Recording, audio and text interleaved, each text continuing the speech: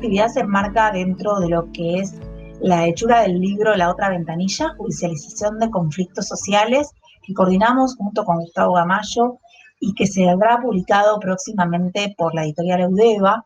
Esta contó con el apoyo del proyecto UBACIT en el marco del programa interdisciplinario de la Universidad de Buenos Aires sobre marginaciones sociales, y allí juntamos un amplio y diverso grupo de colegas en las ciencias sociales con el objetivo de discutir la judicialización de los conflictos sociales en la Argentina, que lleva ya varias décadas, desde una perspectiva que recupere el carácter conflictivo, político y multiactoral, sobre todo de un poder del Estado que ha sido poco problematizado por el mundo de las ciencias sociales.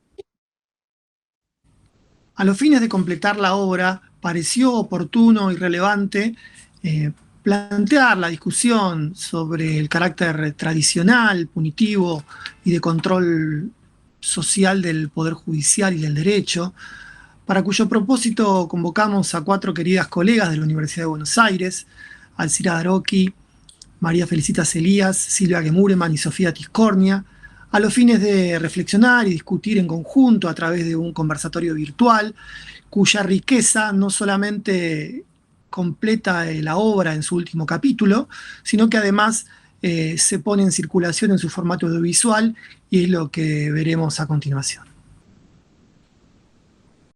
Gracias, buenas tardes. Bueno, gracias, Pili, en realidad para mí es un lujo estar acá. Una de las cuestiones que queríamos invitarlas, y yo voy a plantear en la primera parte un orden y después podemos desarmarlo en la segunda tanda de preguntas. Hay una idea de este planteo que tiene la publicación y del recorrido que ustedes realizaron en un objeto, un campo, que parece ser el mismo pero no lo es. Parece que estamos hablando, utilizamos de hecho, si queremos ver temporalmente, términos semejantes, pero sabemos que estamos hablando de cuestiones diferentes. Y muchos de los aportes que ustedes desarrollaron en cada uno de sus enfoques y sus campos, por momentos, si tomamos estos últimos 20 años, en el espacio analítico que aborda la publicación, parecen estar escondidos, ocultos detrás de algunas otras maneras de mostrarse de esto que llamamos la nueva, y nueva tiene más comillas que el resto de los términos, ola de juridificación y de judicialización, pero también en el análisis que proponen las autoras y los autores, aparecen ciertos espacios, ciertas tensiones, vuelve el retorno de algunos temas que ustedes en sus distintos recorridos nos plantearon para la reflexión, sea tanto de el campo del derecho y el campo jurídico como un campo a la Bourdieu, digamos como un espacio de tensión, pero también como un espacio de construcción de ciertos cuerpos con ciertas marcas y de formas específicas del ejercicio del control y de la faceta punitiva de este campo. Entonces hay una palabra que va a conectar las dos partes y que tiene que ver con la interpenetración de estas dos miradas. Si nosotros tuviéramos que hacer una mirada más diacrónica, hablar hoy de nueva ola implica y nos demanda, me parece, en este conversatorio, retomar, recuperar esos mojones, esos hitos a partir de los cuales ustedes ingresaron, pusieron sus esfuerzos colectivos, individuales, de pensamiento, de militancias, para ver algo allí en el Poder Judicial y en el campo del derecho y en el campo de los derechos. Por eso les queríamos proponer en esta primera parte el ejercicio de hacer una especie de arqueología de cómo construyeron ese objeto de conocimiento, de qué saberes, qué intereses, qué relaciones de fuerza fueron dándole una forma, y un momento más genealógico, el momento del cómo, ¿no? Del cómo en cada uno de los aspectos que ustedes iluminaron en el momento de ingreso a este campo de pensamiento, cómo operaba eso, qué las atrajo o las interrogó, también cómo desde el punto de vista del abordaje metodológico, digamos, cuáles fueron esos espacios que miraron metodológicamente. Hemos recorrido, digamos, en todos estos años de conocer sus escritos, recorremos, digamos, un poco de esa trayectoria, pero la idea es reactivarla y ponerla en la segunda parte en diálogo con esto que se llama la nueva ola, llamamos la nueva ola, pero ahí la interpenetración va a tener otro sentido. Así que, si les parece, y como les habíamos adelantado, la idea sería que tengamos unas intervenciones de unos 10 minutos, más o menos cada una. Yo les voy a hacer alguna seña o algún ruidito para no interrumpir el discurso. Hacemos una ronda, vemos si podemos recoger algunas cuestiones y pasamos a la segunda parte, donde la idea de dialogar con esta propuesta que hacen los autores y las autoras tiene otra vuelta más. No sé si les parece, Sofía, no sé si querés empezar. Yo quería proponerles que empezásemos con Sofía, que después fuéramos al abordaje de Alcira, después Silvia y después Felicitas. Si les parece, hacemos en ese orden.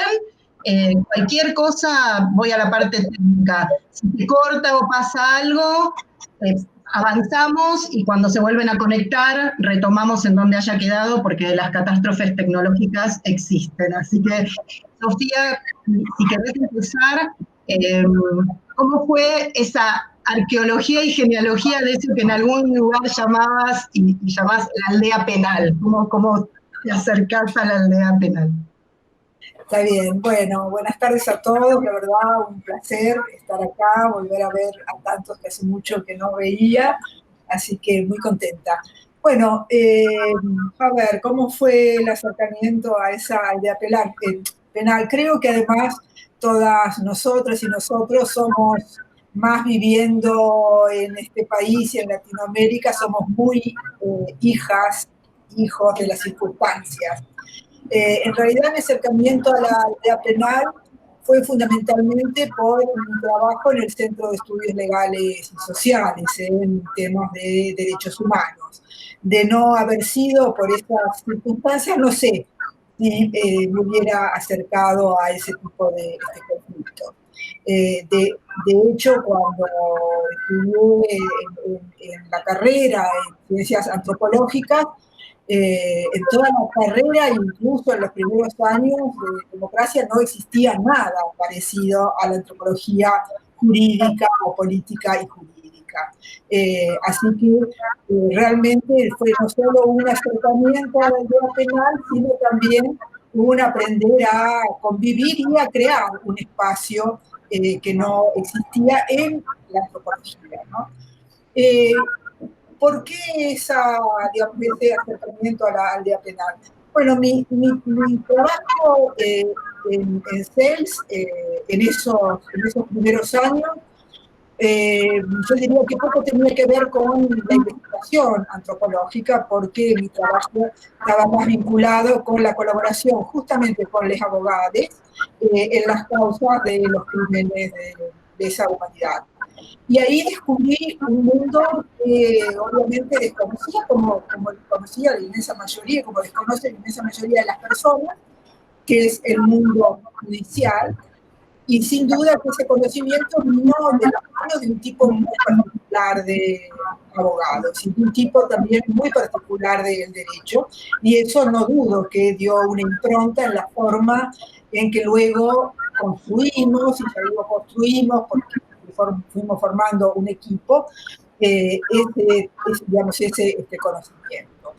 Yo creo que esa práctica, esa experiencia de trabajar en una organización de derechos humanos, en causas de crímenes de lesa humanidad, antes incluso y durante el juicio a las juntas y todos los acontecimientos que vinieron después, creo que de alguna manera fue, digamos, no solamente una gran experiencia, sino también que es un gran aprendizaje para entender qué es el derecho, cómo se crea derecho, cómo se hace, digamos, cómo se litiga y cuáles son los complejos vínculos entre contextos históricos, políticos. Creo que es una experiencia que fundamentalmente nos permite, si uno está dispuesto a analizarlo, pensar cuáles son los diferentes niveles y las diferentes dimensiones y los diferentes grupos que están viviendo y luchando en eso que llamo la aldea penal, ¿no? Creo que si algo me quedó muy claro de esa etapa de este trabajo fue que sin duda la práctica del derecho es un campo de lucha, y que ese campo de lucha es continuo y es cambiante, ¿no? Y si bien mientras trabajaba y colaboraba con el CELS, no necesariamente en esos primeros años hice investigación, sí creo que me quedó claro a muy poco tiempo de trabajar ahí, que ahí había un área de investigación vacante y muy interesante, realmente fascinante.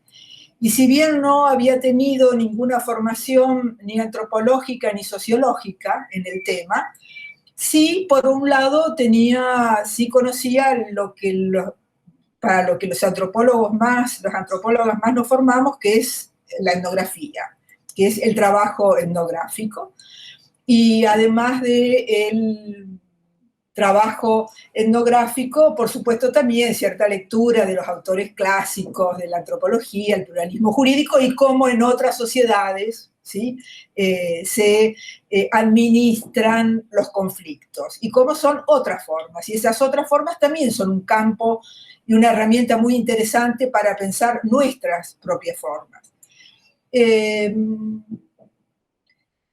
Entonces, esa primera etapa de un trabajo más de colaboración con una organización de derechos humanos, leyendo las causas, trabajando fundamentalmente con los abogados, porque yo trabajaba en el equipo jurídico como una especie de secretaría con los abogados, o sea, pasaba a máquina las causas. Eso me permitió aprender el idioma, por ejemplo, tratar de entenderlo, ver la importancia de las fórmulas en latín, ver la importancia de las normas de cortesía que debían ser rigurosamente respetadas. O sea, digo, todas esas minucias que son tan caras para la etnografía y por ahí tan poco importantes para el derecho.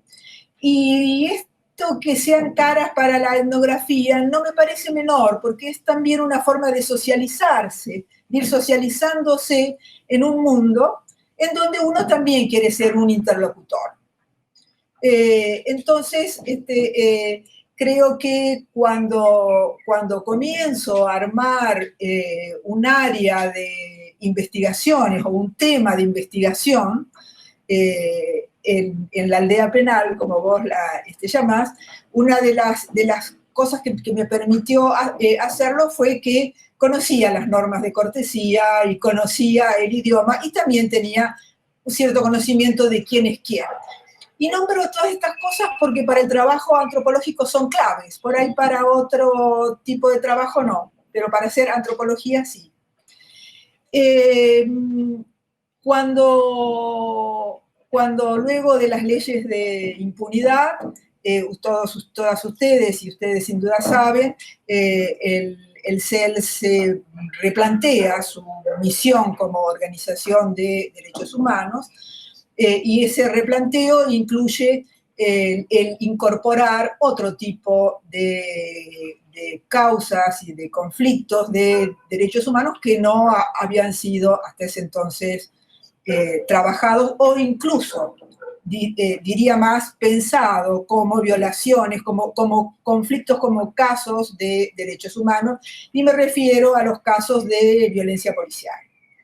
Y es sobre estos casos y sobre este trabajo que empezamos a armar un área de investigaciones, y lo hago desde la facultad y desde el Centro de Estudios Legales y Sociales. O sea, hicimos una asociación, incluso un convenio entre la facultad y el CELS, y el primer UBACIT que presento cuando empiezan los UBACIT es sobre estos temas.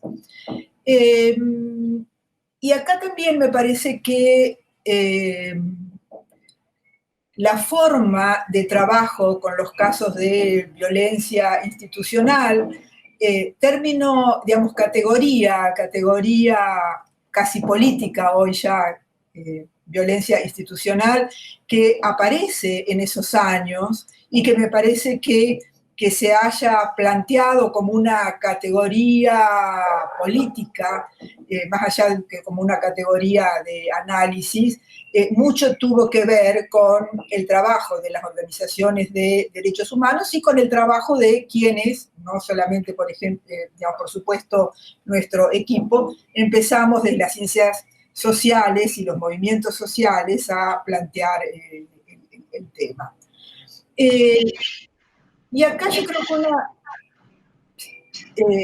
que una de las características del trabajo fue que, obviamente, como fue fundamentalmente esta particular asociación entre antropólogas, porque en los inicios del equipo éramos todas mujeres, entre antropólogas y abogadas, ¿no?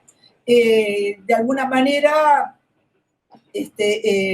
había, digamos, creo que es sin duda ya muy conocido, pero siempre han existido grupos de abogados muy interesados en el planteo en poner en agenda determinados problemas que no eran problemas de la agenda pública. Así, el tema de la violencia policial, de las detenciones por averiguación de antecedentes, de las detenciones por edictos policiales, en los años 80 no eran un problema de la agenda pública. Comienzan a hacerlo a mediados de los 80, principios de los años 90, y yo creo que en buena medida son el resultado, y esto, bueno, ya ha sido sin duda muy trabajado, el resultado de movimientos sociales, de organizaciones de derechos humanos y también de unas ciencias sociales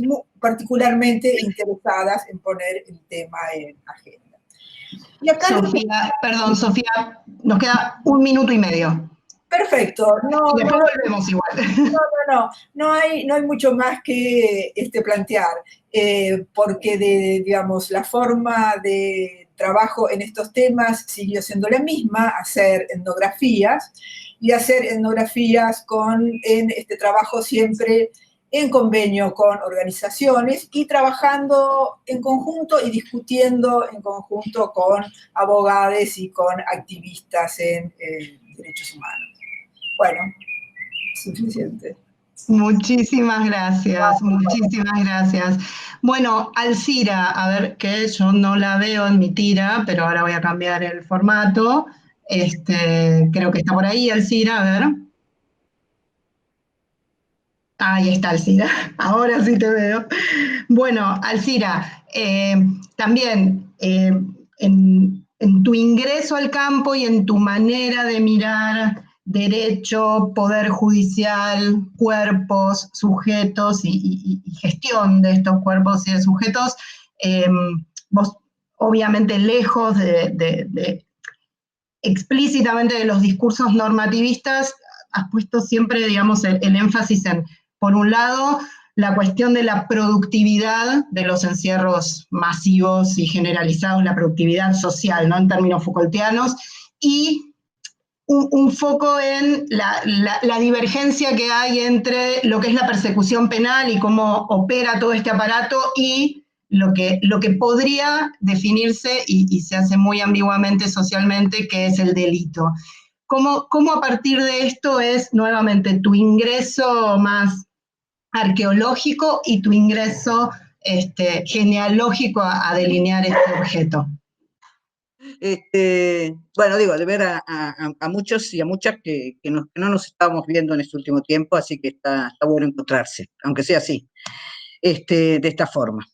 Así que, bueno, gracias por la invitación. Yo cuando vi los temas, lo primero que dije, disculpen, yo no tengo mucho que ver con esto, porque yo me dedico al sistema penal puro y duro, pero bueno, después fui comprendiendo por dónde iba la cosa.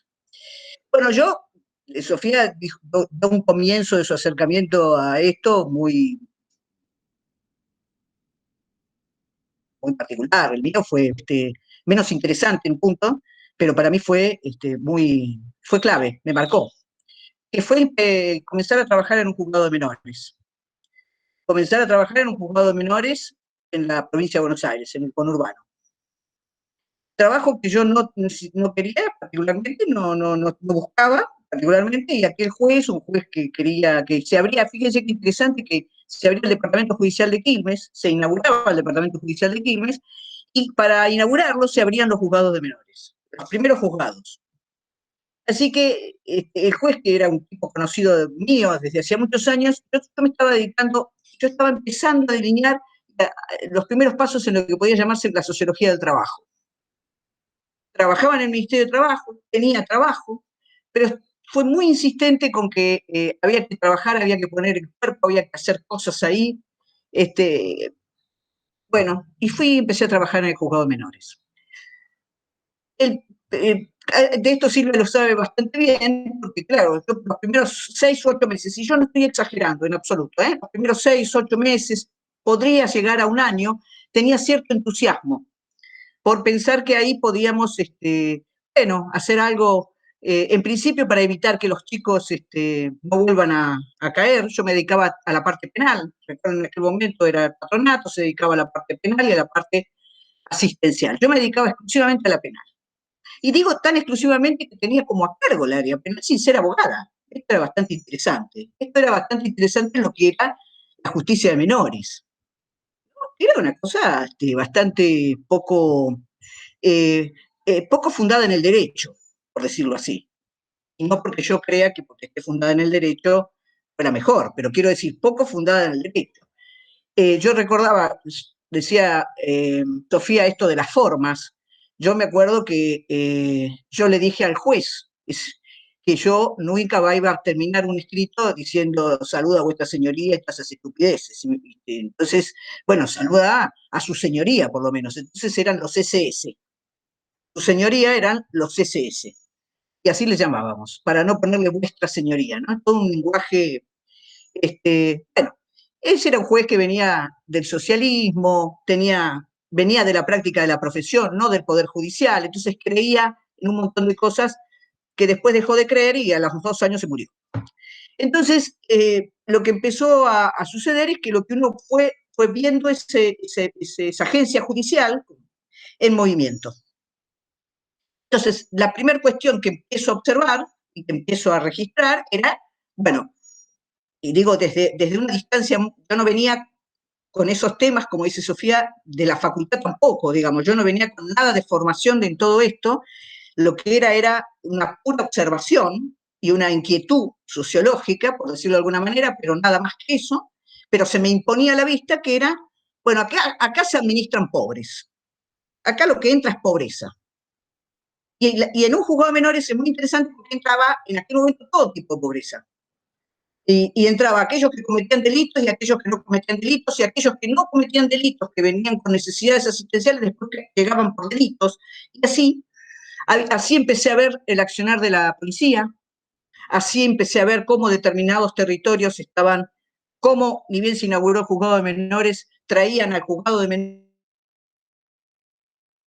menores a 25 chicos por día detenidos, que era la forma de marcar una relación de fuerza entre la policía y el Poder Judicial y estos juzgados, de qué zonas, de Quilmes, Florencio Varela, Berazategui, era toda esa jurisdicción, de qué zonas.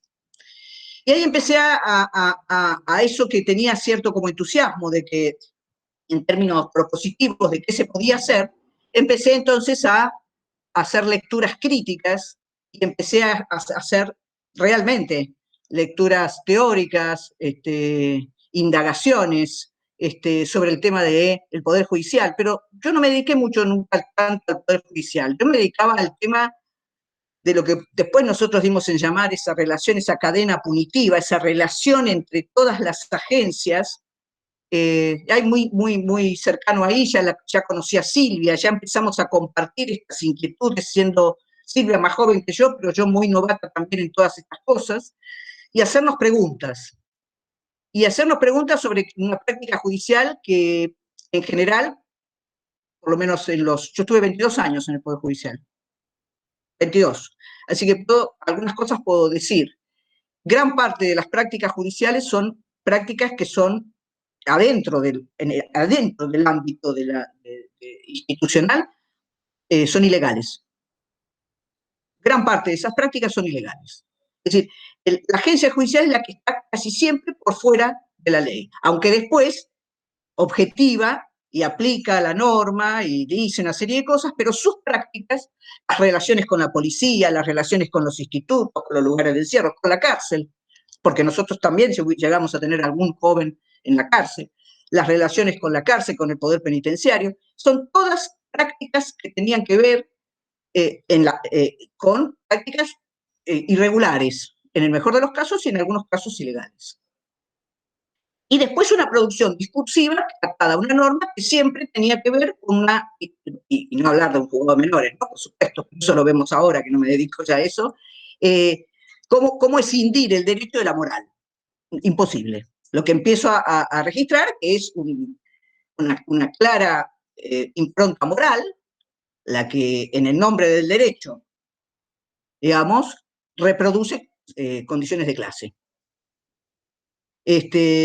Donde no encontré, yo siempre digo que el conurbano a veces en eso ayuda, yo no encontré ningún operador judicial en 22 años que se preguntara por qué venían al poder, por qué venían a esa agencia judicial, sea a los juzgados penales, sean cuando cambiaron a la fiscalía, sean a los juzgados de menores, por qué venían pobres. Salvo cuando hacían esa relación tan poco, podríamos decir, compleja, como que son los pobres los que delinquen, son los pobres los que tienen problemas. Digo, para las cuestiones asistenciales, ¿no? Son los que tienen problemas, no se saben administrar, pero no había una pregunta de por qué tanto la agencia penal de adultos, porque en el 89 se crean los juzgados de menores, y en el 90 se crean los juzgados penales en Quilmes. Y ahí tuvimos mucha comunicación y mucho contacto, porque muchos niños o jóvenes caían en delitos con adultos, y teníamos muchos contactos. Y en el 92 se produce la reforma judicial en la provincia de Buenos Aires, entonces ahí aparece el Ministerio Público Fiscal, la Defensa, bueno, aparece toda una serie de otros institutos para reproducir exactamente lo mismo. O por lo menos eso es lo que nosotros vimos. Y este acercamiento hizo posible, bueno, ir buscando una formación dentro siempre desde la sociología y desde lo que yo creía que para mí era básico, que era hacer investigación empírica, que era hacer una investigación en las mismas instituciones. Digamos, había que hacer hablar a esas instituciones, había que hacerlas visibles. Yo creo que la que más nos costó siempre hacer visible fue el Poder Judicial, fue la agencia judicial. Es la institución que más difícilmente se abre. Me fue menos costoso hacerlo con la policía, aunque parezca mentira. Y fue menos, y como bien dice Sofía, bueno, las estrategias ahora del cómo también, tiene que ver como, bueno, a partir de pensar en la investigación, de pensar en producir investigación, bueno, también establecer una serie de vínculos con organismos de derechos humanos, con organizaciones sociales, que en este caso, en donde yo ya estaba perfilada fuertemente para trabajar en una sociología del sistema penal, y dentro del sistema penal trabajar más profundamente sobre el castigo, era nada más y nada menos que acceder a la cárcel, al encierro. Y eso es una institución que una vez que uno accede, se muestra como es, no oculta. En la cárcel no se oculta, pero es muy difícil el acceso a ese lugar. Pero una vez logrado el acceso, a diferencia del Poder Judicial, a diferencia de la agencia judicial, que las veces que intentamos trabajar sobre la agencia judicial, no fue sencillo trabajar con los operadores, no fue sencillo conseguir las entrevistas, no fue sencillo que dijeran otra cosa distinta a aquello que está de alguna manera visto que digan, y muy difícilmente problematizaran sus propias prácticas, salvo poniendo los problemas afuera. Sí. Queda un minuto. Sí, bueno, y con relación a las trayectorias y a los caminos, bueno, ya desde hace muchos años nosotros trabajamos la cuestión carcelaria, la cuestión del castigo, y trabajamos básicamente dentro de eso, profundizando la cuestión de la tortura. Sofía recupera el concepto de violencia institucional. Nosotros tenemos una crítica a ese concepto de violencia institucional, fundado en que se dejó de, porque así como la impronta de empezar a ocuparse en las décadas del 90 a pensar en la cuestión de la violencia policial, bueno, nosotros instalamos bastante a partir del 2006, 2007, 2008, la cuestión de la tortura. Era también, como decía Sofía, después de los juicios de lesa o después de las causas de lesa, eran temas que en democracia no se fijaba demasiado en algunas cuestiones de violación de derechos humanos, y mucho menos en la tortura, ¿no? Cuando había incluso abogados prestigiosos que decían, no, en democracia no se tortura, ¿no? Entonces, eso no, digamos, había que mirar un poco más a la tortura en términos no del delito que está tipificado en el derecho penal, sino la tortura como una categoría política y sociológica, y no imagino un sistema penal que pueda reproducir el orden social sin la tortura, la verdad. Así que, digamos, focalizamos sobre eso.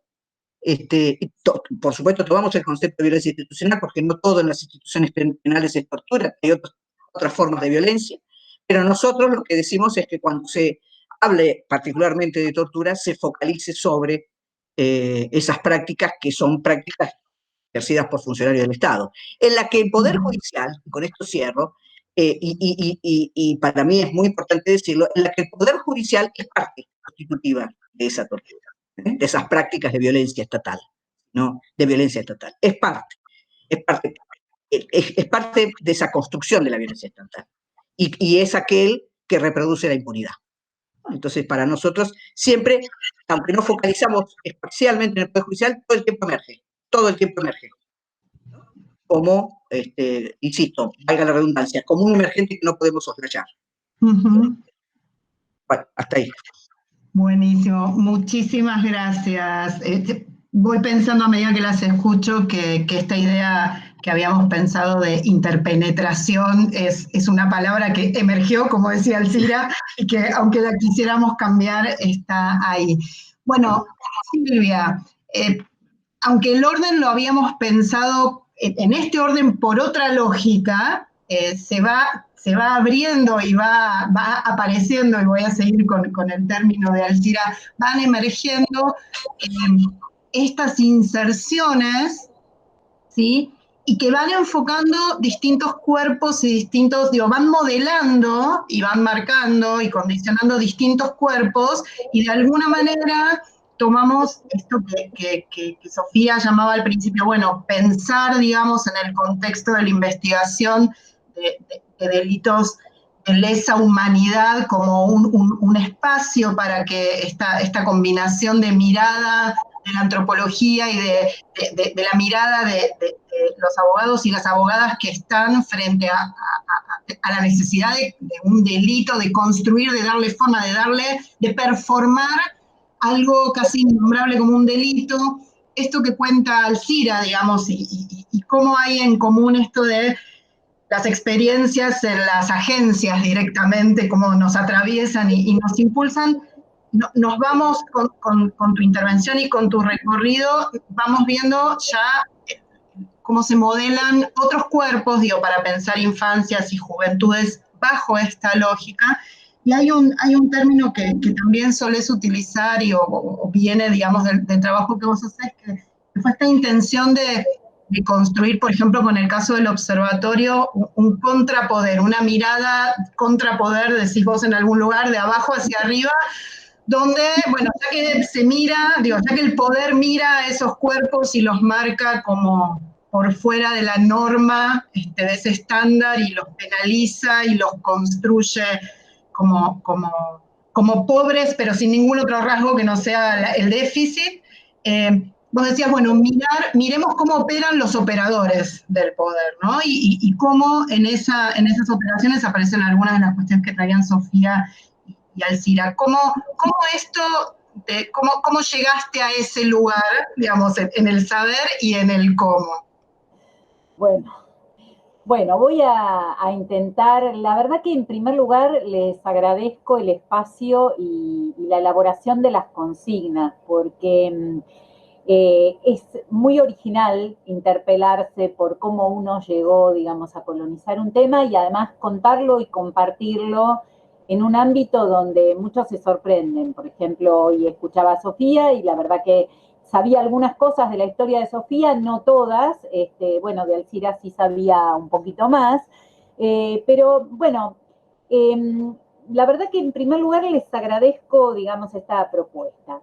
Luego les quiero contar que a mí me llevó, digamos, a interpelarme cómo yo había llegado a estas cuestiones, y lo primero que tengo que contarles es que yo empiezo a acercarme de un modo, digamos, a ver, casual, pero no tan casual, porque el común denominador de esa época, y en esto yo creo que tanto Alcira como Sofía marcamos una línea de continuidad, era una preocupación por el tema de los derechos humanos y saber qué había pasado que había hecho posible el genocidio y la última dictadura militar.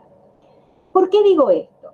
Porque yo estaba estudiando sociología, mediados de la década del 80, yo empecé cuando ya se recuperó la democracia, y en ese momento, digamos, había, digamos, una euforia en términos de que había que reconstruir ese vaciamiento intelectual que se había producido por, digamos, el aniquilamiento material y simbólico de tantas cabezas y de tanta gente.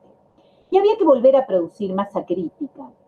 Entonces yo digo que yo empecé en sociología en una época que, fíjense, éramos pocos los que estaban las viejas generaciones que, digamos, habían empezado y no habían podido terminar la carrera de sociología, digamos, y, digamos, aquellos que en realidad empezábamos como primer carrera sociología, yo la verdad que era de las más chicas, y que teníamos ganas de cambiar el mundo, entender cómo funciona la sociedad para cambiar el mundo, y la verdad que en ese contexto, los que estábamos en sociología, casi todos teníamos una participación militante. Y cuando digo una participación militante, digo no partidaria, digo en estas cuestiones de las militancias estudiantiles que tienen que ver con agruparse, con reflexionar, con tratar, digamos, de a partir de la reflexión colectiva, saber, entender qué está pasando y cómo iluminar y cómo cambiar las cosas que pasan. En ese contexto, a mí me sucede una cosa, y es que un requisito de la carrera de sociología es hacer horas de investigación. Horas de investigación es algo que es horas de investigación. Se supone que las horas de investigación son instancias que se cursan a través de seminarios de investigación o talleres de investigación, en las cuales se les proporciona a los alumnos el ABC sobre cómo investigar, es decir, cómo producir conocimiento. Quiero decirles que esto en la década del 80 era, digamos, muy, muy austero, porque en realidad, justamente producto de ese vaciamiento, no había muchos investigadores.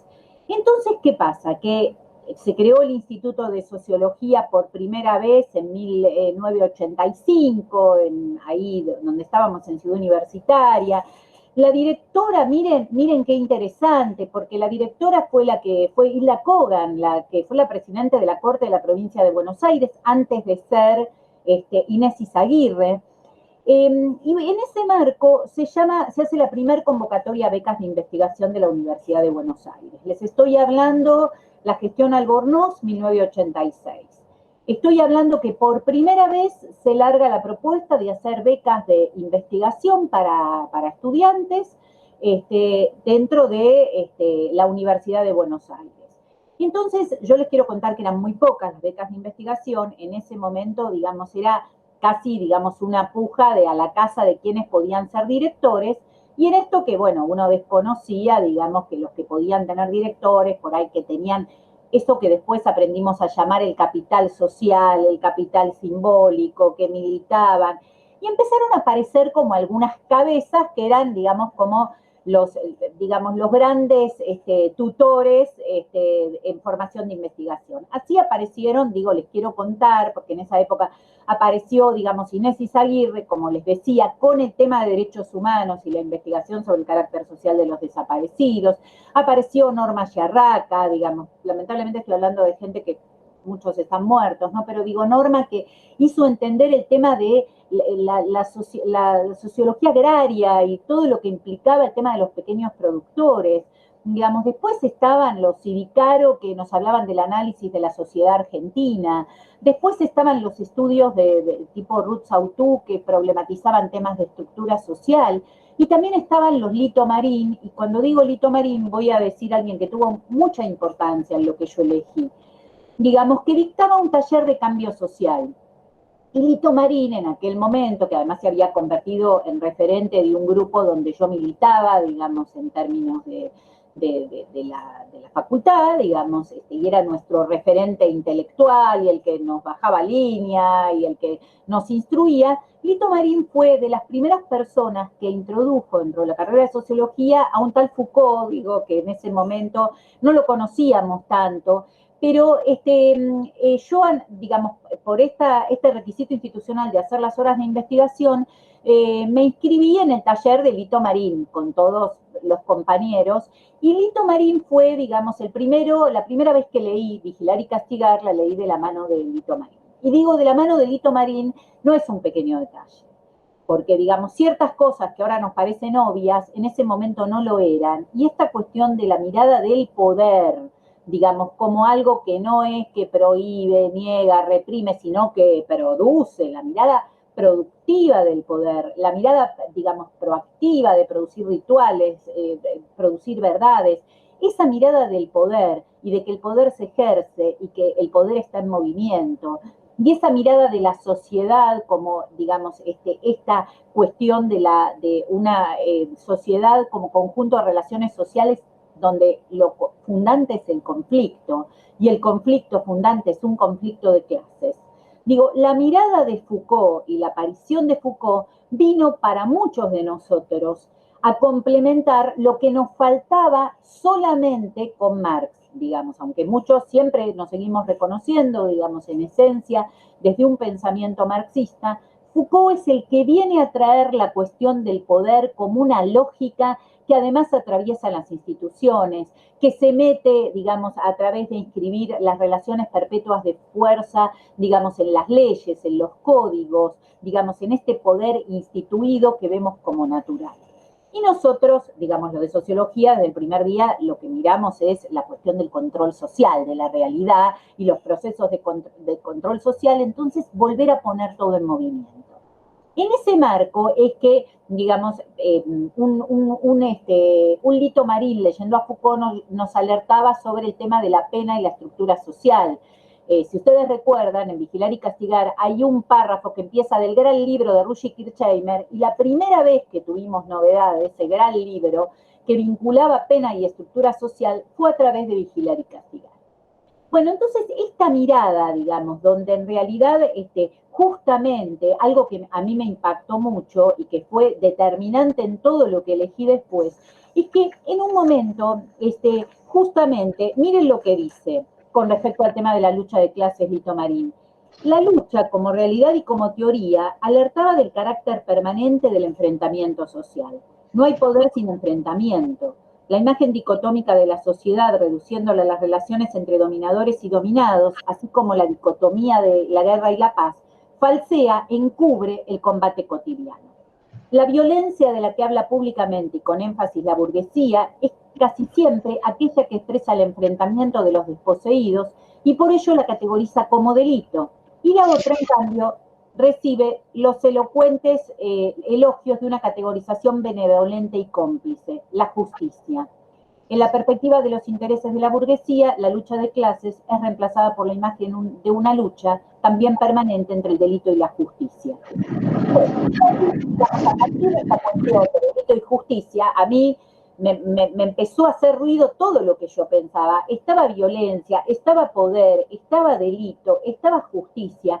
Bueno, y ahí es donde, digamos, yo buscando dónde insertarme dentro de empezar a hacer investigación concreta, me fijo qué proyectos había, digamos, en esta apertura que se hacía a los estudiantes a integrarse a proyectos, y ahí es donde me encuentro con el proyecto del que fue mi director durante muchos años, Juan Pegoraro, que el proyecto era el tema del delito de cuello blanco y la reacción social.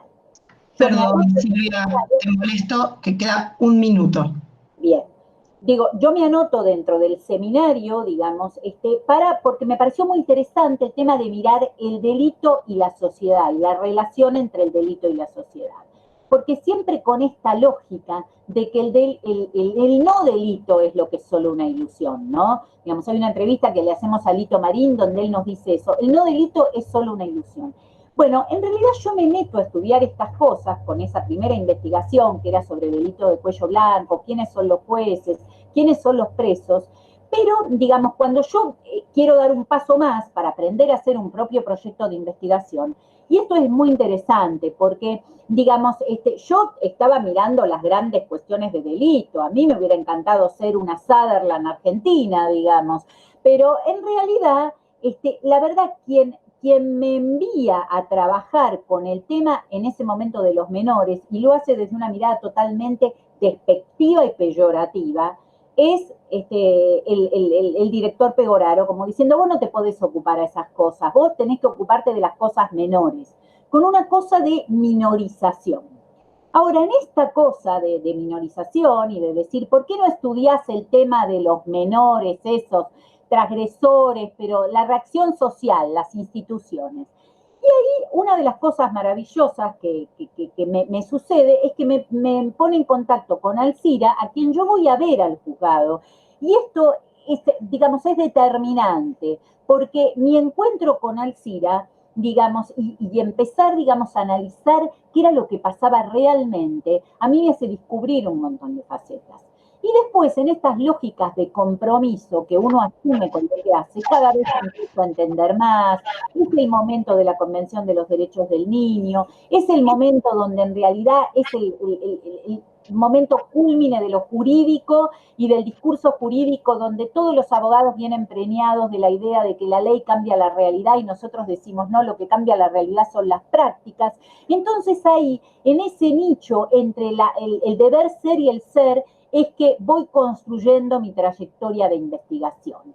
El tema fue totalmente un accidente con el que después me encariñé y lo hice mío, digamos, y me permitió ver una cantidad de cosas y sobre todo poner la agencia sobre la administración de justicia como poder judicial.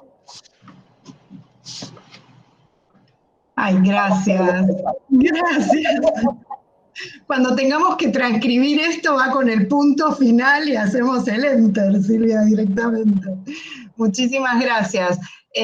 Bueno, creo que en esto que nos agradecías, y se lo digo a Gustavo y a Pilar, la idea de hacer esta arqueología y genealogía, no lo dijimos nunca, pero nunca mejor dicho, hasta dónde estudiar las trayectorias, ¿sí?, biográficas, desde una mirada sociológica, y hasta dónde lo personal no se vuelve político. Digo, si hoy lo personal no es político, y en este contexto no lo es nunca más. Pero bueno, Silvia me lleva directamente a Felicitas, digo, y que nos conocemos hace mucho tiempo, pero bueno, nuevamente, Felicitas, tú, en estas aproximaciones, vos trabajás, y lo decís, estábamos recorriendo algunas cuestiones de tu trayectoria esta semana, y me acordé de una frase que yo te escuché hace muchísimo tiempo, allá cuando yo, nada, la conocí a Pilar, imagínate, era cuando ella había nacido, donde vos ponías un poco en palabras que tu campo era la cuestión sobre la cuestión de la infancia. ¿no? Como hablamos de la cuestión social, hablamos de las cuestiones penales, pero vos ponías esa mirada, y me parece que ahí se articula un poco, ¿no? El cómo llegar y el cómo de la cuestión de la infancia, y lo has llevado por recorridos históricos, pero también, y me parece que acá hay un elemento interesante que vamos a retomar en la segunda parte, a partir de este atravesamiento con la práctica, ¿no? Con la práctica profesional, con la práctica laboral, como decía Alcira, a veces llegamos a espacios laborales que no son los que buscamos, pero nos terminan transformando. Así que bueno, ¿cómo es esta llegada a la cuestión de la infancia con todos esos ribetes que no están tan lejos de lo que venimos en este gradiente que venimos viendo de cómo pensar el campo del derecho y el poder judicial o el campo de esa construcción que llamamos justicia en tu trayectoria? Bueno, bien. Hola, bueno, gracias, por supuesto, un gusto ver a Sofía Tiscornia, con quien el año 92 compartimos en Costa Rica ese curso de Derechos Humanos que era un plomazo, habrá que decirlo. Pero bueno, y bueno, Silvia, por supuesto, y Alcira, un gusto, lo mismo Gustavo y Pili. Así que bueno, un gusto estar por acá. Como saben, yo vengo de trabajo social. En su momento, cuando yo estudié asistencia social, ¿no? De allí la cuestión de la infancia, como hablamos actualmente, de las infancias.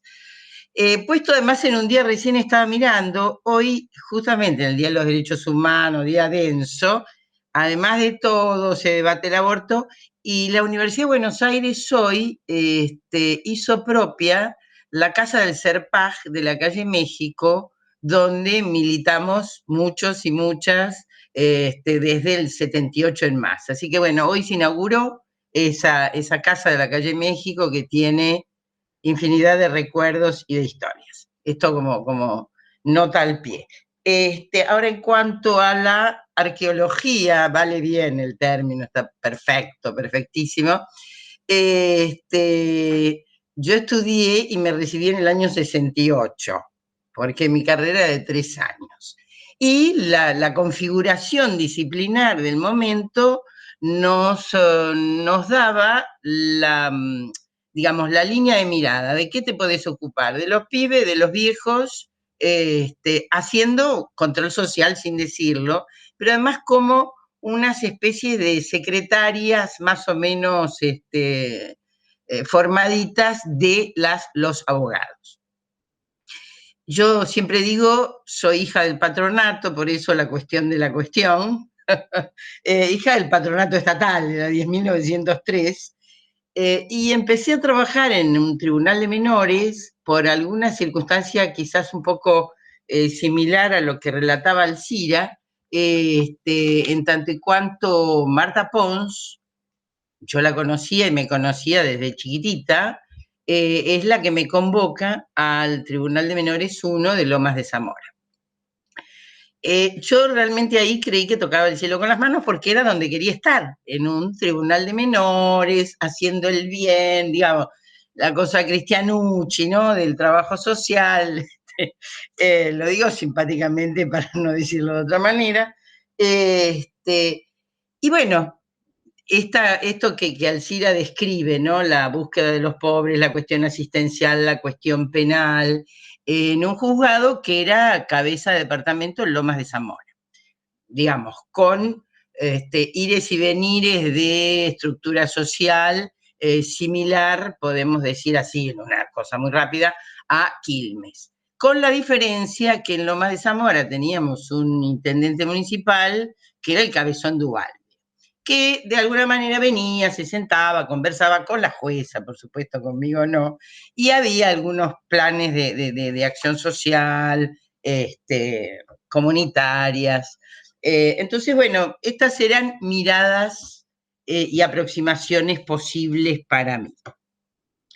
Yo venía y militaba en el peronismo, así que, digamos, esa mirada inocente, esa formación cuasi monjil, digamos, el velo me lo había sacado la militancia y los compañeros.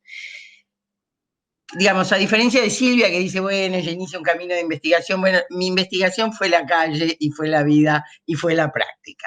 Caí en un juzgado donde a poco de comenzada la dictadura,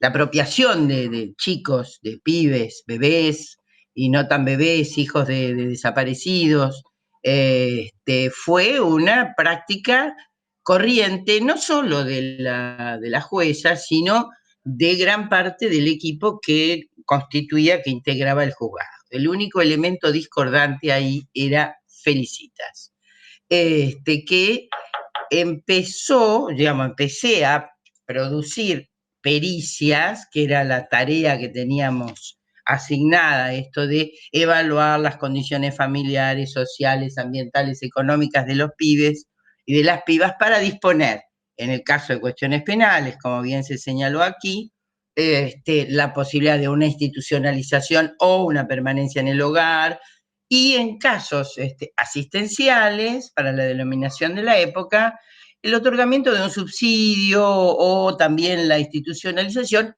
y por qué no, la entrega a familias de sectores medios de la capital federal, digamos. Es decir, ahí un poco le agrego a lo que planteaba Alcira, no solamente al tribunal venían los pobres, sino que venían los clase medieros, capital federal, a hacerse de un niño, un bebé o una bebé para ser entregada en adopción, como fue el caso de Mañeto. Mañeto recibió su hija adoptiva del juzgado 1 de Lomas de Zamora, digo. Entonces, este era, digamos, para mi gusto, el escenario que hacía falta completar. ¿Cuál era mi formación, mis capacidades, no digo políticas, sino conceptuales? Y muy vagas, muy vastas, muy limitadas en términos de instrumental, en términos de capacidades teóricas. Sí tenía la suerte de ya haber empezado a trabajar como ayudante en la facultad, entonces, bueno, el encuentro con algunos profesores como Félix Schuster, digamos, esto, una posibilidad de empezar a abrir la cabeza y a ver ese mundo jurídico como un mundo, sí, de control, de establecimiento de una legalidad que no era legítima. Es decir, yo estuve en ese juzgado de menores entre el 73 y el 84, viendo, no participando, pero sí viendo, cuestiones tremendas en torno al tráfico de pibes, con una impunidad mayúscula de parte de la magistrada y su equipo, a la que, retornada a la democracia, denuncié en el gremio, pero siguió feliz y contenta su vida. Es decir, por eso digo, mi aprendizaje, ¿cuál fue? La calle, golpearme una y otra vez contra la pared. De hecho, intervine como perito en una causa que trabajó el CELS, la causa Ramírez, de los 3 chiquitos que estuvieron institucionalizados muchos años, y donde aprendí, una vez que la escuché a María Ramírez, aprendí como esto de mirar el otro lado del guante, el otro lado de lo que uno profesionalmente cree, ¿no? Es decir, cuando ella dice en algún momento, una chica que estuvo institucionalizada con sus 2 hermanos, bueno, hay una serie de causas, no voy a entrar en ese detalle ahora, ella dice, en realidad yo estuve 8 años enterrada viva, yo estuve 8 años desaparecida. Es decir, aquello que yo diría, no inocentemente, pero crédulamente lo veía como una institucionalización, era exactamente al revés del guante, la percepción, la subjetividad, la historia de esa mujer, lo dijo ya cuando tenía 30 y pico, 40 años, digo, me mostró como la otra cara del guante, ¿no? Es decir, estas intervenciones que que uno arbitra desde el Estado, sea cual fuere el lugar del Estado, el tribunal, el juzgado, la oficina pericial, bueno, tiene un impacto fuertísimo, impresionante, en la vida, en la subjetividad y en el futuro de la otra persona, ¿no? Esto para mí fue un aprendizaje ya de grandota, ¿no? Un minuto y medio. Un minuto, qué horror. Bueno, cierro con esto. Entonces, digo, a diferencia de las compañeras que pudieron darse quizás el espacio de la investigación, de la lectura, digamos, de directores, de directoras, mi aprendizaje fue mucho más vulgar, para así decirlo, muy asociado a la intervención, muy asociado a la práctica y logrando armar, digamos así, una serie de capas de conocimiento que recién las pude procesar a la hora de hacer una maestría, es decir, muchos años después. Esto. Listo. Muchas gracias. Mirá, y lo usaste muy bien al minuto y medio, perfecto. Bueno, muchísimas gracias a las cuatro. Esto último que decía Felicitas, me parece que en realidad hay un hilo conductor, digo, las arqueologías y las genealogías sirven para encontrar estas aparentes series, ¿no? Que van paralelas pero que tienen homologías, solemos decir, y ver desde abajo para arriba cómo se han engarzado, digamos, en nosotras, y con Gustavo los pensamos, como bueno, ustedes son referentes en distintos espacios de un análisis, y como decías, desde la práctica, desde otras miradas. Recién me parece que empezabas tu intervención, Felicitas, hablando de las líneas de miradas, ¿no? Y lo que hemos escuchado en el aporte de Sofía, de Alcira, de Silvia y el tuyo es cuáles fueron esas líneas de miradas,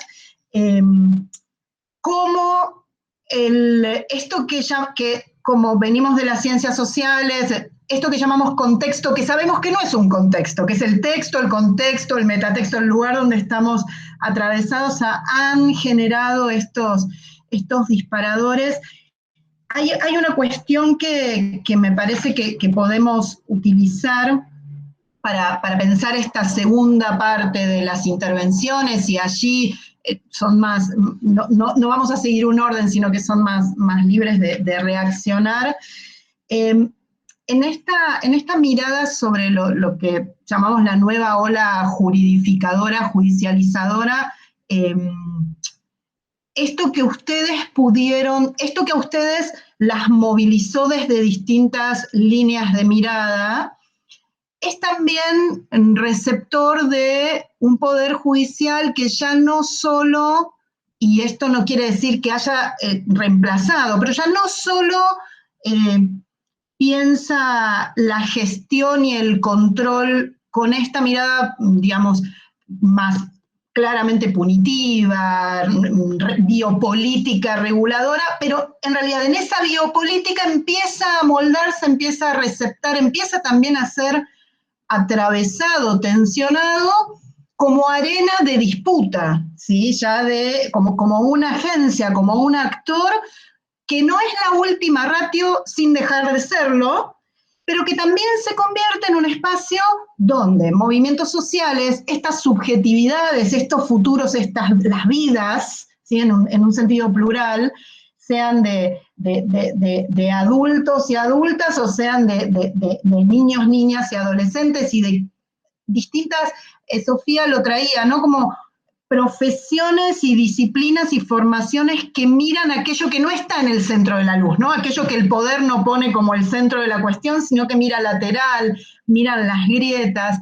Y en esto que llamamos la nueva ola, bueno, la juridificación de las relaciones sociales, porque compartimos las disciplinas, es un dato, pero nos preocupa esa juridificación y su diálogo con este poder judicial, que se adapta, pero que es heterogéneo, digo, tiene, y Sofía lo traía, y las intervenciones de Alcira, bueno, ha tenido recorridos por el litigio estratégico, colectivo, que busca, digamos, movilizar a todo ese aparato alrededor de una nueva manera de poner, digamos, en la agenda los derechos humanos desde un punto de vista, digamos, en las violaciones que se construyeron como lesa humanidad, pero como decía Alcira, bueno, y después violencia institucional y tortura tienen otro cruce, como decía Silvia, digamos, pensar en esas minorizaciones tiene otro cruce, acercarse a la vida de las personas, como dice Judith Butler, ¿no? Las vidas arrasadas por estos aparatos tiene otro cruce, pero también hoy ese espacio es un espacio donde junto con el éxito barra relativo barra fracaso de algunos esfuerzos del campo de derechos humanos, de los profesionales de las ciencias sociales que intervienen aquí, de abogados, como decía Sofía, en materias de litigio estratégico, litigios colectivos, estas grandes conflictividades sociourbano-ambientales que a veces llegan a buen puerto en algún punto y en otros no, también están acompañados de una litigiosidad individualizante, digamos, de la hiperproducción de litigios individuales en otros espacios y sobre todo de derechos sociales.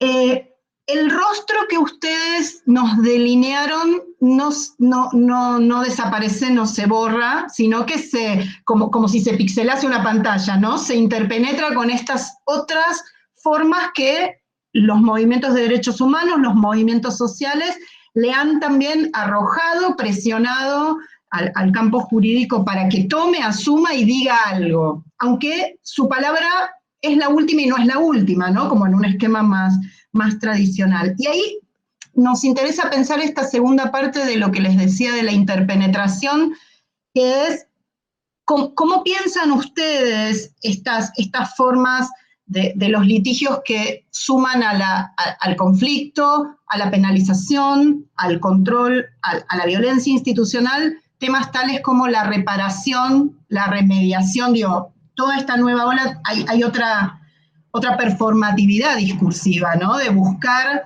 sentencias que remedien, remedios judiciales, hablamos del activismo judicial, de la alfabetización, ¿no? Hay un montón de otros discursos que se activan y que activan a un poder judicial que a veces no sabe muy bien qué decir, otras veces dice, como decía antes, otras veces inventa sobre la marcha y otras veces asume esto desde un lugar diferente.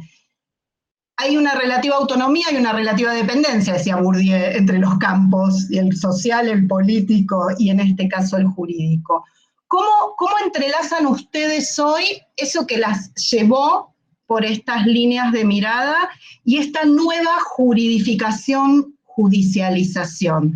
El Poder Judicial con el que ustedes trabajaron, ¿qué rostros tiene hoy para ustedes desde este lugar? No sé, ¿quién quiere tomar la posta de cómo ven esa interpenetración hoy? ¿Qué de este recorrido, por ejemplo, que proponen las autoras y los autores en los textos que son disparadores, ven, tensionan en sus miradas? A ver. Sí, yo brevemente digo, porque también tienen que ver con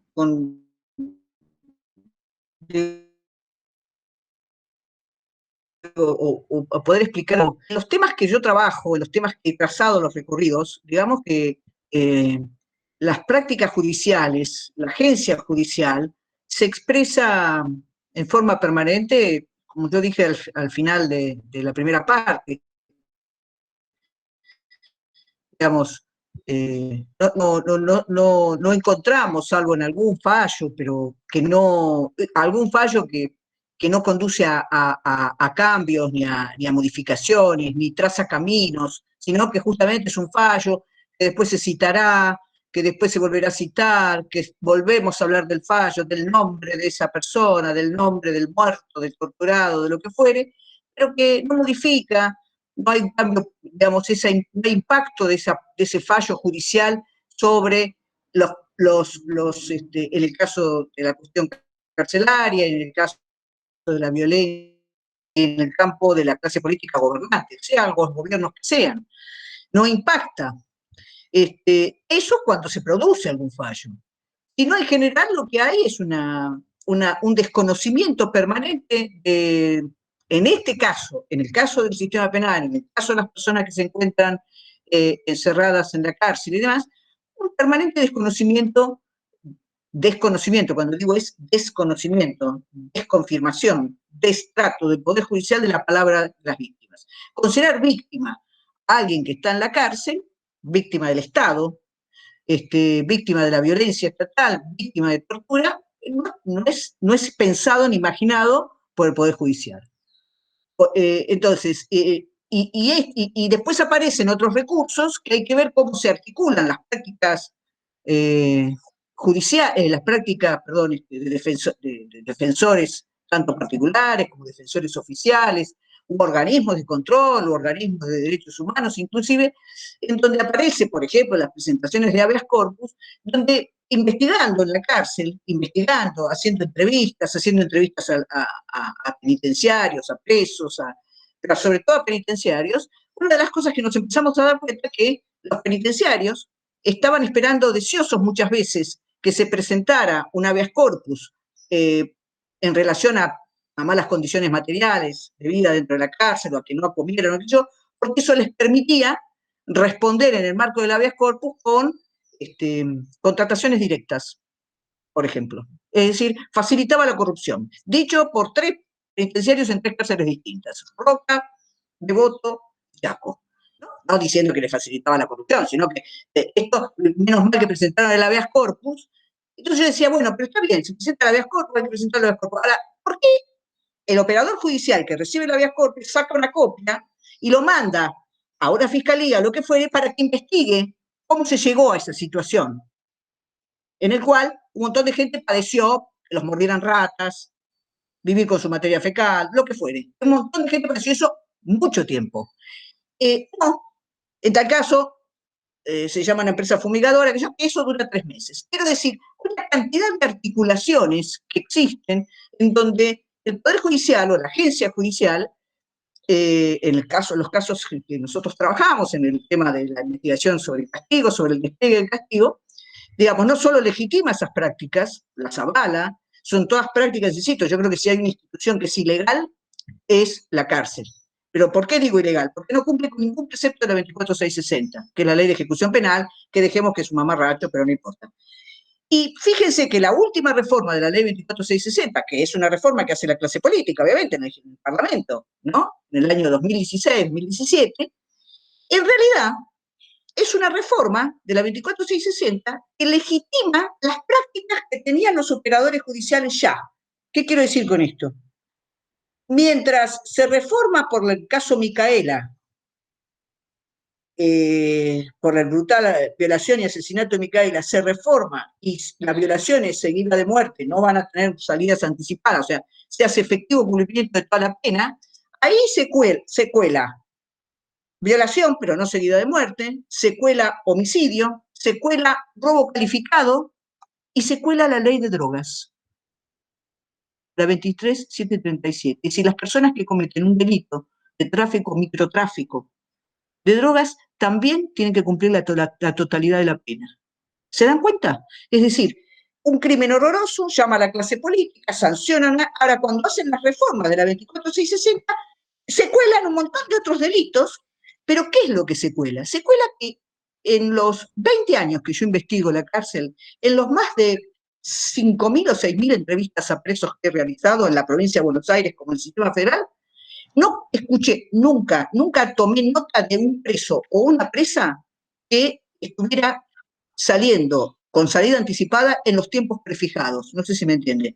Estoy pasado 2 años de la condicional, estoy pasado 1 año de la condicional, salgo cumplido cuando tendría que haber salido con libertad asistida, no me dieron la salida transitada. Es decir, una práctica judicial que se cristaliza por los tiempos, por una serie de cosas, que hace legislar en el nombre del horror de un crimen, o de un tipo de crimen, se formaliza a partir de la modificatoria de la 24660, entonces ahora el Poder Judicial, digamos, lo que hace es lo que venía haciendo y era reprochable que no lo hiciera. Es decir, era reprochable que una persona no saliera en tiempo y forma. Digo, con esto quiero decir que es muy complejo pensar a la agencia judicial sola, ¿no? Y yo creo que es muy complejo, hay que inscribirla en toda una dinámica política. El crecimiento de la agencia judicial se da al mismo tiempo que podríamos decir que hay cierta desmantelación de cierta lucha política, ¿no? Y entonces hay una cantidad de conflictos que se llevan al Poder Judicial que uno pensaba que en otro momento deberían pensarse su forma de disputar ese conflicto en otros campos, que no en el judicial. No en el judicial, ¿no? Y de derechos humanos, pues creo que es un tema. Sí, ahí pedía, gracias, Alcira. Y esto del desmantelamiento de la lucha política, ¿no? Es lo que veníamos como viendo en las intervenciones anteriores más biográficas y más genealógicas. Sofía, levantabas la mano y después felicitas. Estás muteada, Sofía. Muy, muy corto y más para seguir en la línea de Alcira, pero también para plantear algunas otras cuestiones. Yo no dudo que es un escándalo que señores, pensando siempre en la justicia penal, no voy a hablar de la justicia en general, que señores de clase media con muy buenos sueldos juzguen a gente pobre. Eso en sí mismo es un escándalo, y cuando dentro de muchos años los antropólogos miren nuestros sistemas de justicia, les va a parecer una barbarie, porque es una barbarie, porque es muy difícil meterse adentro de un conflicto cuando uno tiene semejante distancia. Pero semejante distancia existe y es así como funciona. Así que en ese sentido, sin duda que es poco lo que podemos decir en todos estos años. Si bien es cierto que creo que tanto Alcira como Felicitas y un poco menos Silvia, pero también pertenecemos a una generación que creyó mucho más en las promesas de la democracia en estos temas, promesas que en los primeros años parecían cumplirse, muy apoyadas por movimientos sociales, y después, a partir de mediados de los 90, todo comienza a, no diría desmoronarse, pero cambiar mucho. De cualquier manera, yo creo que más allá de este juicio de valor que mantengo, creo también que la ampliación del Ministerio de la Defensa, del Ministerio Público Fiscal, las creaciones de fiscalías, de centros de asistencia jurídica barriales, digamos, son todas ventanas que se abren, ¿sí? Y que esas ventanas que se han abierto en estos años, por supuesto que tienen que ver con el incremento, la burocratización, pero también tiene que ver con dar más oportunidades a un montón de personas. Y eso me parece que, si bien es muy difícil de dimensionar, y los estudios sociológicos sí lo están haciendo, y eso me parece súper interesante, no podemos dejar de tenerlo en cuenta. Creo que en ese sentido yo me animaría a decir, estamos mejor que a comienzos de la democracia.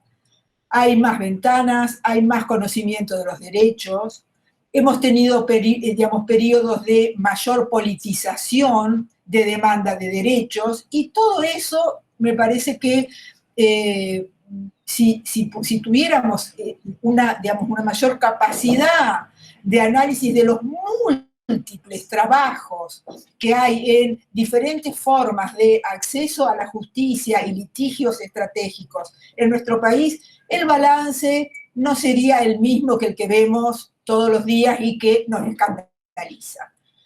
Por eso digo, está bien que nos escandalicemos porque es escandaloso, pero no dejemos de mirar esta ola, como la llaman ustedes, de judicialización, también como un aspecto de conquistas y ejercicios de derechos que no era igual a comienzos de la democracia.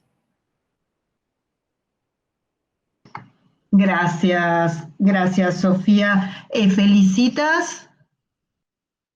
A ver, estás muteada. Bien, ahí estoy.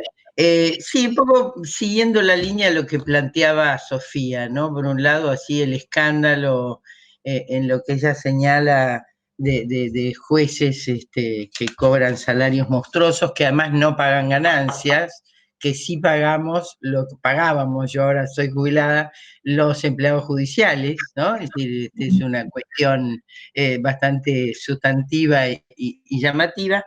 Pero también el escándalo de los tiempos, ¿no? Recién a mí me aparece acá al costado de la computadora, no sé cómo sacarlo, que recién la Corte acaba de declarar inocente a Carrascosa. 20 años. Hizo falta una serie en Netflix, digamos, así se mueven, ¿no?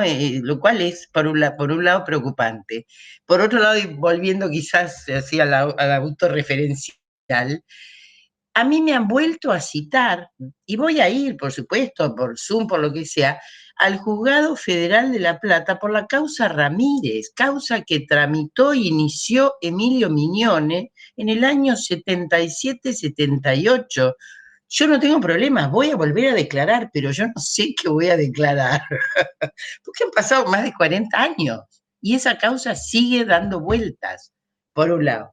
Por otro, ¿no? En esto del escándalo del fárrago de limitaciones que tiene el Poder Judicial, pese al aparataje incluso que se le ha puesto alrededor, de las mayores capacitaciones, las áreas de fiscalía, mejores equipos, más diversidad en la formación, y parece que es como la mochila que cargo eternamente. El otro día, yo no uso Facebook jamás, pero no sé cómo, me aparece en el teléfono un joven de 39 años que está buscando su identidad, que fue entregado, comillas, en adopción en el juzgado de Lomas de Zamora, donde yo trabajé en el año 83. Ahora, cuando le dije, mostrame tu partida de nacimiento, levantó un acta, me mostró un acta, donde figuran anotados como si fueran sus padres, sin mediar juicio, los adoptantes. Digo, y entonces él está buscando por acá, por allá, e incluso de instituciones que uno esperaría un tratamiento de acogimiento, para decirlo, de acompañarlo, lo que aparece es una burocratización muy severa, ¿no? Digo, yo no puedo hablar de conflictos estratégicos, hablo del frente a frente, de la interpersonal. Y encuentro fallos muy grandes. Si bien acompaño lo que dice Sofía, es cierto, creímos, le pusimos fuerza, le pusimos energía, el juicio a la Junta fue importantísimo, en los 90 desmorone. Tuvo bueno y está bueno el reclamo de derechos y la judicialización de derechos ambientales, de derechos, incluso la cuestión de Costa Salguero, para mi gusto, es un elemento interesante en este momento, pero pareciera que a medida que se produce un dinamismo social que pone en cuestión al Poder Judicial, no en su totalidad, discriminemos, ¿no? Pareciera que la caparazón, la resistencia de ese poder, porque es uno de los 3 poderes del Estado, se hace mayor. Entonces, por un lado me da como desesperanza y encuentro que hay personas, no es mi caso, pero que están haciendo búsquedas como este joven, que sí arrancó hace poco, pero bueno, se la pasa tocando puertas y viene a una trabajadora social, ¿entendés? Que en algún momento declaró en algún lugar, ¿no? Es decir, la institucionalidad sería, si tomo las palabras de Silvia, aparece muy lábil, muy lábil.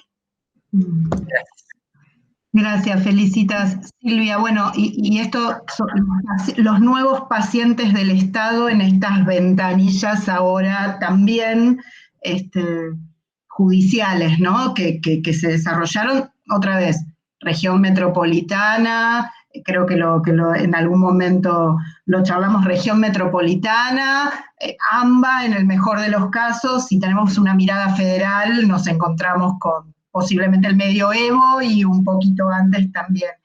Silvia, tu reacción a esta interpenetración de la nueva y las matrices que nos trajeron hasta acá. Ahí está. Yo les decía que estoy realmente muy preocupada porque, digamos, cada vez más el sistema penal es el actor elegido para resolver una cantidad de conflictos sociales y de cosas donde en realidad el sistema penal no debería ni tendría que intervenir. Digo, a ver, por caso y vinculado a mi tema, ayer hubo un lamentable episodio donde un muchachito de 15 años mató a un ciclista que iba ahí por la zona de Puerto Madero, cercana a la villa. La primera reacción a esto fue hay que bajar la edad de punibilidad, digamos, hay que responder con el sistema penal.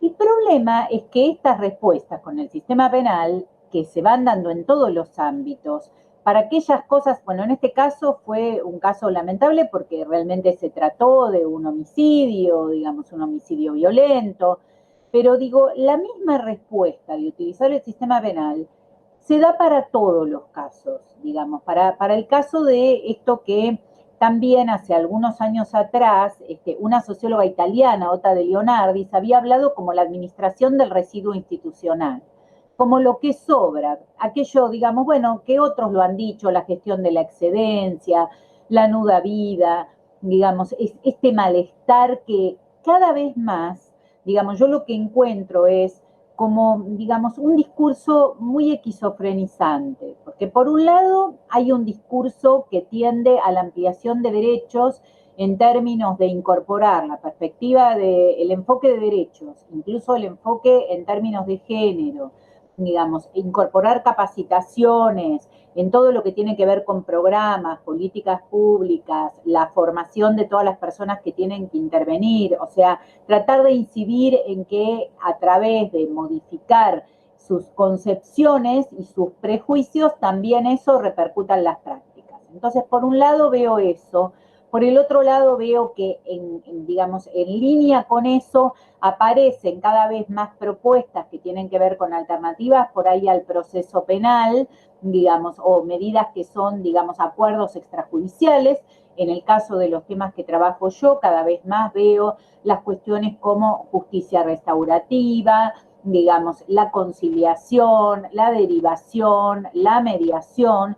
Y cuando yo digo que es un discurso esquizofrenizante, porque estas cuestiones, prescindiendo de la lectura del contexto, no hacen más que generar un grado de insatisfacción que lo que termina haciendo después es legitimar las repropuestas de más sistema penal, o sea, un sistema penal más duro. ¿Por qué digo esto? Porque cuando uno interroga sobre cómo son los acuerdos restaurativos suponen que se siente la víctima con el victimario en un espacio mediado, regulado, digamos, y de algún modo que se restañe aquello que fue el foco del conflicto.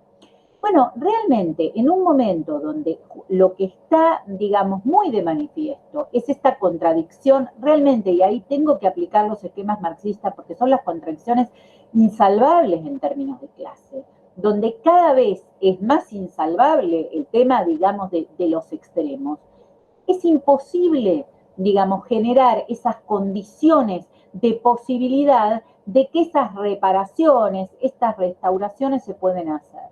O sea, una sociedad que durante estos años hemos visto, digamos, con mucha tristeza, la contradicción por el aumento de la brecha entre lo que son los estándares de derechos y, digamos, y la Argentina, digamos, como un país abanderado en términos de la consagración de derechos, y por el otro lado, digamos, a la par de eso, lo que vemos es el tema de la vulneración de derechos y la ausencia de respuesta. Entonces, digamos, en el medio queda una insatisfacción enorme, porque en el medio de eso, la alternativa que se propone es la judicialización. O sea, hay derechos que están, digamos, otorgados, pero no los vas a obtener a menos que consigas quien manipule tus aspiraciones jurídicas en forma exitosa, para utilizar a Bourdieu, digamos, y que lleve esa demanda a una instancia donde sea resuelto a tu favor, digamos.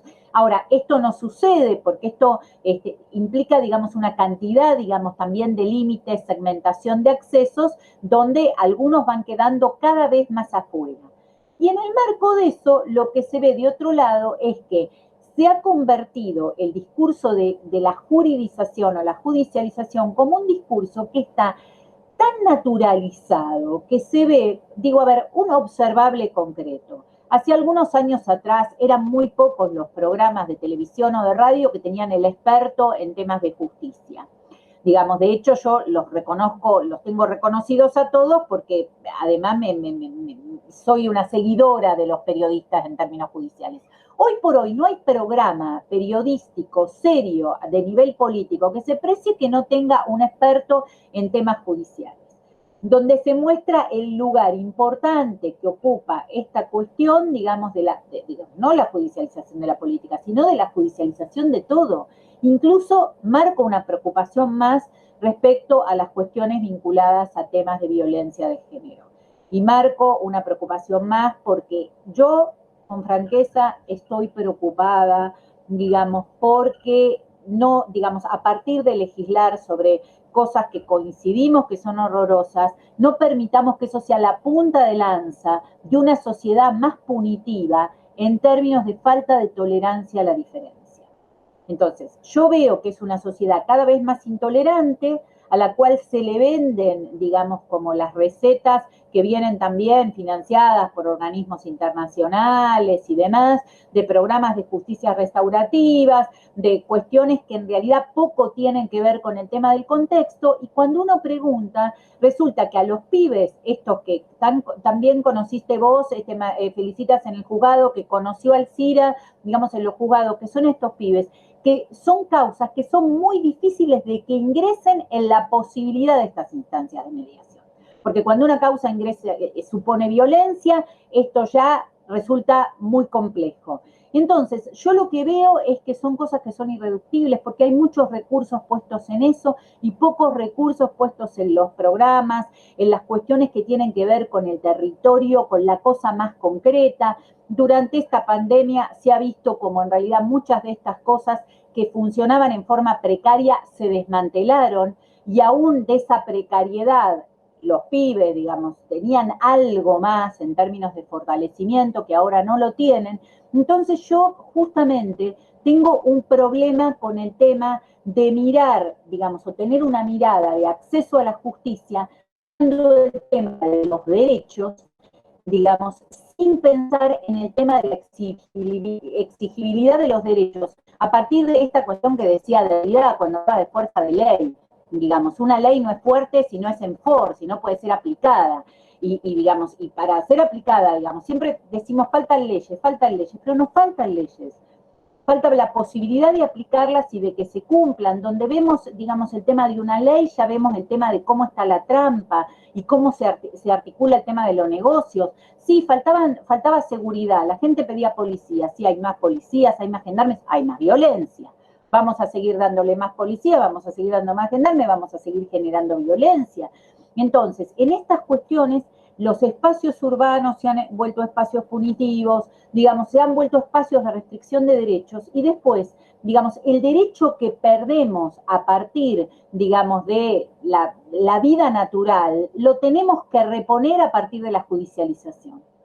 Y a mí esto, la verdad que me preocupa mucho.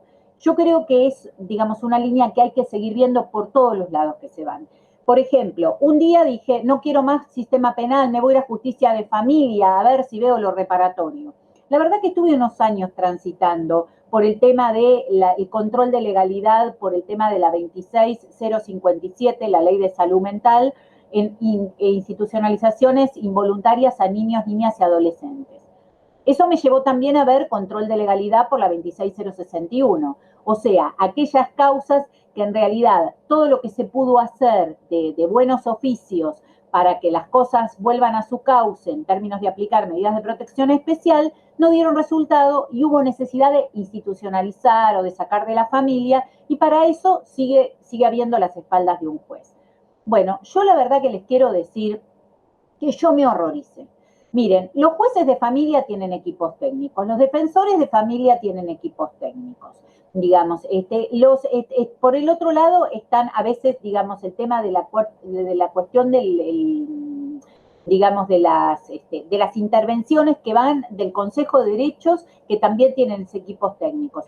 Entonces, a veces, digo, cuando hacen la articulación, a veces hay 15 personas alrededor de un pibe y entre 15 no le pueden resolver un problema. Lo que aumenta eso, entonces yo lo pienso en términos de recursos, y digo, no están bien puestos los recursos. 15 personas por ahí alrededor de un pibe, con 15 equipos técnicos que además el pibe no sabe quién es quién. Y el pibe termina volviendo a su situación de calle, a su situación de precariedad, etc. Entonces hay muchas cuestiones que hay que pensar en temas del límite de lo que ofrece la justicia. Y esta continuidad entre lo penal, lo social, la gestión del riesgo, digamos, lo urbano, digamos, hay que pensarlo en una manera más integrada. Gracias, Silvia. Alcira, Felicitas tenía la mano levantada y después Alcira, ¿no? Quedó la mano, entonces, Alcira. No, siempre una cuestión, un poco complementando lo de Silvia, también esto de, un poco también lo que decía Sofía, ¿no?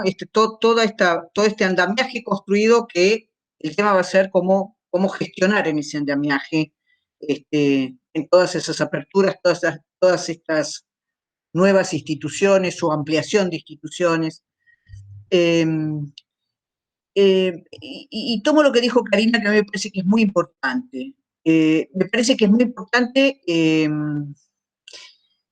diferenciar lo que es Ciudad de Buenos Aires, diferenciar incluso el primer cordón del Gran Buenos Aires del resto, ¿no? Para quienes recorremos las provincias en la Argentina, que vamos a las provincias, la verdad que no sé si podemos hablar de un poder judicial, o del poder judicial, o de la justicia, o esas ventanas abiertas. Las ventanas abiertas en las provincias son cargos. Del hijo del gobernador, del sobrino del senador, de esto, y la verdad es así. Y yo me encuentro con apellidos permanentemente. Yo me encuentro con un defensor que está muy preocupado por los controles que había puesto Patricia Bullrich en la frontera por los gendarmes de documentación, por la cuestión migratoria. Un defensor penal, estoy hablando, no un defensor penal, la cuestión migratoria. Y sin embargo, ese defensor no visitaba a las 208 mujeres en el complejo 3 de Salta, de las cuales 200 eran extranjeras, 200 eran bolivianas y peruanas. No las visitaba. Yo decía, ¿qué pasa? Bueno, ese defensor, no provincial, federal, ese defensor lo que tenía que garantizar, porque entrevistando a las bolivianas, a las mujeres bolivianas, lo que nos daba cuenta es que todas esas mujeres bolivianas, ahora habían estado detenidas por un microtráfico, pero previamente a eso eran trabajadoras rurales de las terratenientes de Argentina, en la cosecha de tabaco, en la cosecha de tomate cherry. El problema era que le obstaculizaban el paso para cobrar 200 pesos o 150 pesos por día, en el mejor de los casos el día que se lo pagaban. Entrevistamos a 62 mujeres bolivianas que nos relataron más o menos estas cuestiones. Ese defensor estaba preocupado por las limitaciones en las migraciones, de que no podían pasar. Uno pensaba que, bueno, está bien, ¿por qué no pueden pasar? Si son fronteras porosas, que pasen, trabajan, venden, qué sé yo qué. Pero no era ese el interés genuino, por decirlo de alguna manera. Entonces, digo, también ver que se abren, para qué se abren, en funcionalidad de qué, y sobre todo cuando, a mí lo que más me preocupa, y que trabajé en el Poder Judicial y algo puedo decir de todo ese proceso, lo que más me preocupa es que cuando hay una fuerte disposición de derechos, en el plano económico, social, ¿sí?, incluso político, de los sectores más pobres, me cuesta creer que vayan a obtener esos derechos en el campo judicial, que los vayan a recuperar ahí. Me cuesta. La verdad, no en mi campo, en el campo del penal de menores, en el campo de penal de adultos, nunca me vi eso. Nunca vi esa situación. Que recuperaran un derecho que ya había sido expropiado antes.